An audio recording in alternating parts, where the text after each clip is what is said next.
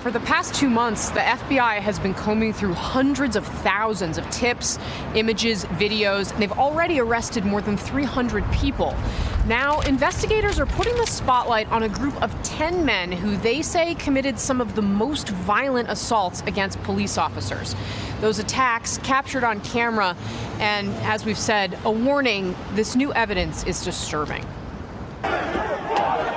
Swinging bats, throwing punches, poles, and even crutches.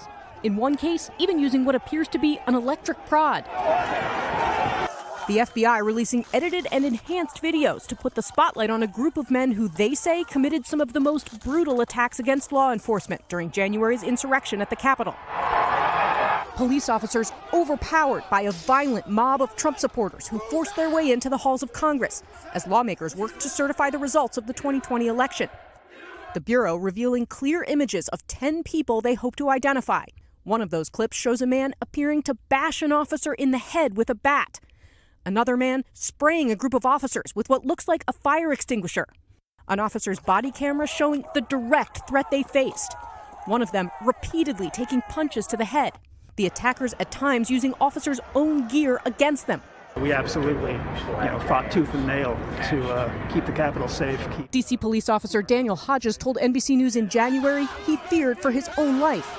Video from the day showing him pinned in a doorway as he tried desperately to keep people from entering. They were waving, the thin blue line flag while telling us they were traitors. New FBI video appears to show the moments just before, with one of the attackers repeatedly trying to rip off Officer Hodges' mask. One Capitol Police officer, Brian Sicknick, died a day after the insurrection. 2 others who worked to protect lawmakers and Capitol Hill staffers later died by suicide. After January 6th, National Guard troops and razor wire fencing surrounding the Capitol complex as U.S. intelligence agencies warn of an ongoing threat. Domestic violent extremism is one of our most urgent threats to the homeland. Former President Bush discussing the insurrection Thursday during the annual South by Southwest conference.